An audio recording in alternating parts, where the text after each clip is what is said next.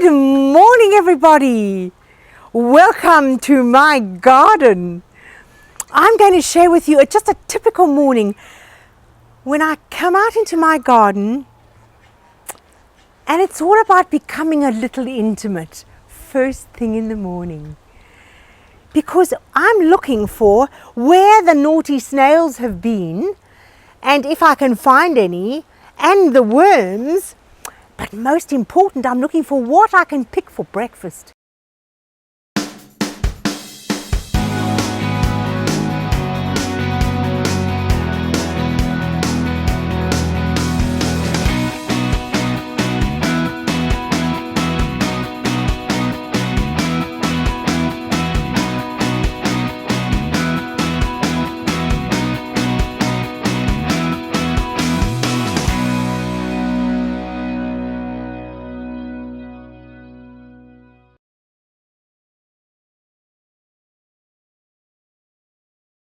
What shall I have for breakfast today?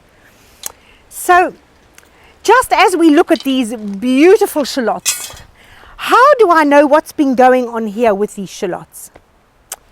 When a shallot drops his head like that, that means a snail has been busy. So I cut off the end, and the rest of the shallot I use for breakfast. Now, can you see how busy the snails have been in my shallots today? Far too many, methinks. So I just become a little bit intimate as I go through the garden. Now these gorgeous cos lettuces are looking just fabulous. They're going to be gorgeous with my scrambled egg. Unfortunately, I can't say the same for those, but I'm not prepared to spray. So my philosophy is some for the worms, some for me. I'm going to share with you my favorite morning tea in just a moment. So with that, I'm going to pick some parsley, because the parsley is also part of that regime.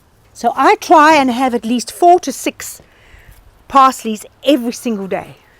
When I look here into the garden, look at this wonderful little invader.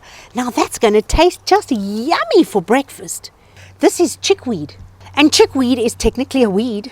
I treat it as a very valuable nutritional resource. So we're going to do a little bit more about chickweed later. So that is a weed that I actually cultivate. And this pineapple sage, as you can see, is coming to the very end of the season. The last of the bees, you can see the bees are a little bit busy, but it's the end of the season. And it's just about time to trim that back. The bees, you can see, look how happy the bees are. Do they love the pineapple sage? Just look at them. And again, it's that time of year when we have to pick and harvest the tarragon. So, of course, tarragon is fabulous with eggs, so I better put that for my scrambled eggs. So we'll just cut the tips. I'm just looking to see how they're coping. So this one is looking like it could do with a little bit of water. You can see the yellowness coming at the bottom of this lemon verbena. Some little critters have had their feast there, and as you can see, I've trimmed off quite a few because I'm drying that for the winter. It's the end of the season. I'll be chopping that right back. Here's a new planting, my curry tree. I'm so excited. My curry tree's got 4 new shoots, so it's really looking fabulous. I'm happy with that. The lemon balm here, I've cut that back, but that is one of my favorite teas that I have in the evening. Lemon balm, lemongrass, and lemon verbena. The most relaxing, calming tea. This here, when people look at it, they think, well, why don't you pull out the weeds? But let me tell you, this is not a weed. This is actually called wild lettuce, but it's actually prickly lettuce. It tastes yummy. It's crispy. It's full of nutrients. It's absolutely divine. But at this time of the year, what am I going to do? These seeds were all planted at the same time. This one is much weaker, so what am I going to do? I'm going to cut the seed head off because I want lots more leaves. So of the weakest plant, I take the seed head off.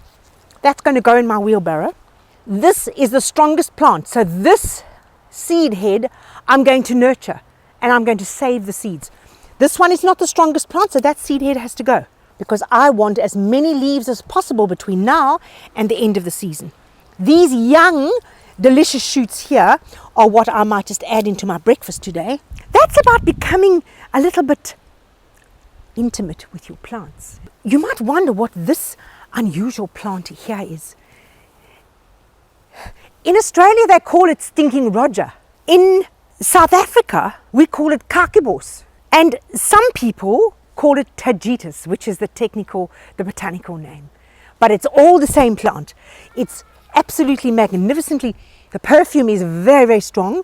It's actually produced for the perfume industry, but it's not an aromatherapy oil that we use for therapeutic purposes. But as you can see, I use it for the flowers. I use it as an insect repellent. My radishes are looking absolutely fabulous, and they were grown from seed. I wonder if I've got any radishes there yet.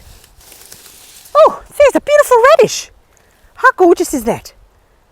And look at this little one. This little one didn't have any space. I'll have to replant that one. Well, that'll be nice for breakfast. Let's dig a little hole here and pop this one in under the mulch. There we go. Beautiful. I'll give that some water just now. This is the cultivated radish, and this is the wild radish of the area. So that I did not plant. That came up on its own. I'm leaving it. I just want to see. My farmer tells me that the actual radish from that is not fabulous. So I'm just leaving it for a while and we'll see what it looks like. You can see the basil over there is still having a lovely time. The bees are just thriving. And I have already harvested my ordinary basil. I've made pesto for the winter. So that is the basil that takes me right through the winter. Fresh basil. This is when my little heart aches. This beautiful ginger. We have had 6 weeks, blazing sun, no water. So it's got a little bit of sunburn. So this darling little ginger is not happy, but it's not unhappy. It's healthy, but it's had a little bit of sunburn because it has been really, really, really hot and very little rain. Now I must just explain to you, this garden is not just for me. This garden is for me and what nature provided.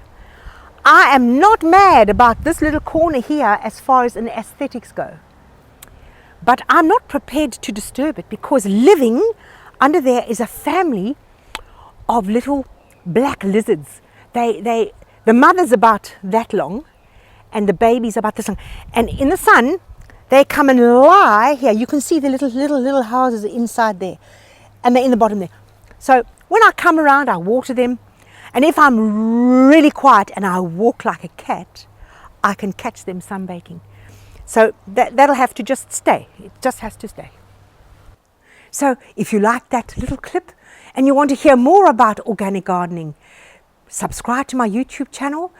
Please go to my website. You can download this beautiful organic gardening ebook and there's lots more information there. So you just pop into the shop and it's yours. Have a wonderful day gardening organically.